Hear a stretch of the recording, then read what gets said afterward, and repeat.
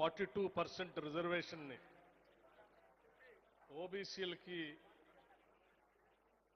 స్థానిక సంస్థల్లోనే కాదు ఉద్యోగ విద్యల్లో కూడా అవకాశాలు కల్పించడానికి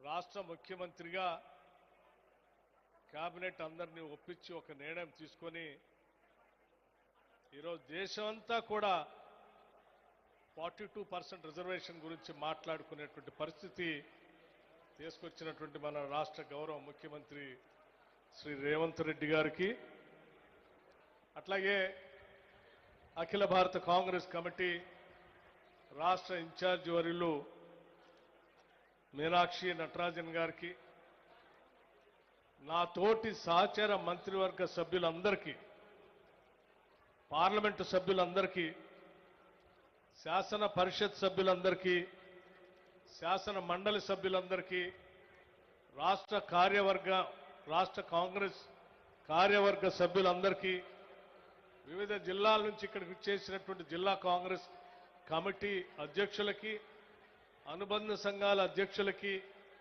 మరీ ముఖ్యంగా ఓబీసీల నాయకులకి, తరలి వచ్చినటువంటి ఈ 42% రిజర్వేషన్ సాధించాలనేటువంటి ఆలోచనతో ఏర్పాటు చేసినటువంటి ఈ ధర్నాకి మద్దతు పలుకుతూ మనందరికీ సంఘీభావం తెలిపినటువంటి అనేక మంది పార్లమెంటు సభ్యులు, వివిధ రాష్ట్రాల పార్లమెంటు సభ్యులకి, వివిధ రాజకీయ పార్టీల నాయకులకి అందరికి కూడా ముందుగా నా హృదయపూర్వకమైనటువంటి నమస్కారాలు తెలియజేస్తా ఉన్నా.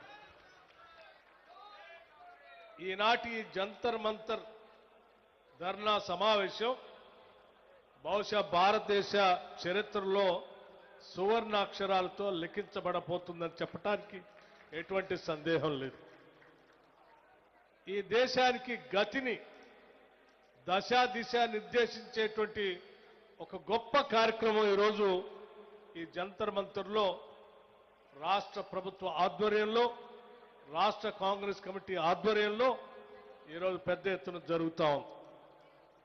చర్చ అంతా కూడా ఓబీసీలకి 42% రిజర్వేషన్ జరిగేటువంటి స్థానిక సంస్థల ఎన్నికల్లో, అట్లాగే ఉద్యోగ ఉపాధి అవకాశాల్లో కల్పించాలనేటువంటి ఆలోచనతో రాష్ట్ర ప్రభుత్వం తీసుకొచ్చినటువంటి బిల్లుల పైన రాష్ట్రపతి గారి దగ్గర, కేంద్ర ప్రభుత్వం దగ్గర ఉన్నటువంటి ఆలస్యాన్ని త్వరితగతిన పూర్తి చేసుకొని ఆ బిల్లులుగా మార్చుకొని రేపు ఎన్నికల్లో 42% రిజర్వేషన్తో ఎన్నికలు జరుపుకోవాలని, ఇతర నిర్ణయాలు జరగాలనేటువంటి ఆలోచనతోనే ఈరోజు పెద్ద ఎత్తున ఈ కార్యక్రమాన్ని ఇక్కడ చేపట్టాం.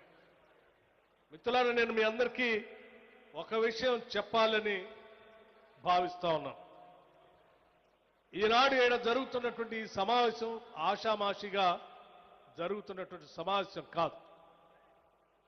ఈ దేశానికి స్వాతంత్రం వచ్చిన తర్వాత ఈనాటి వరకు ఏ రాష్ట్రంలో కూడా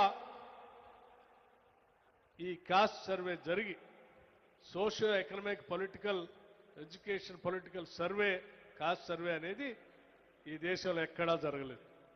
అది కేవలం తెలంగాణ రాష్ట్రంలో ఒక్క రాష్ట్రంలో జరిగింది.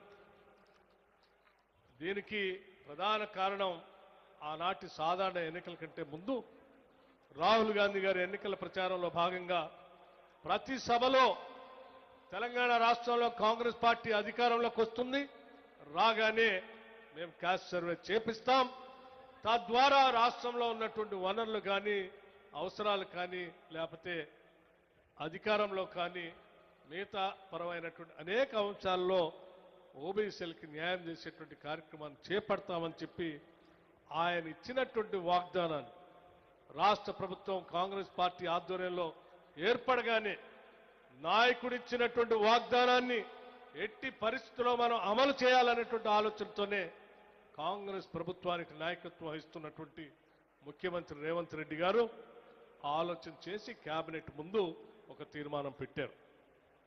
మరి మన నాయకుడు కాస్ట్ సర్వే చేయాలని చెప్పి ఎన్నికల కంటే ముందు చెప్పాడు.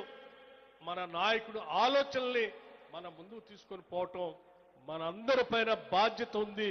ముఖ్యంగా రాష్ట్ర ముఖ్యమంత్రిగా నా పైన ఇంకా బాధ్యత ఉంది. ఆ బాధ్యతతోనే ఈరోజు కేబినెట్లో ఈ తీర్మానాన్ని చర్చకు పెడతా ఉన్నాను. ఈ కేబినెట్లో ఈ తీర్మానాన్ని ఆమోదించి క్యాస్ట్ సర్వే చేయటం కోసం శాసనసభలో కూడా ప్రవేశపెడదామని చెప్పి వారి నాయకులు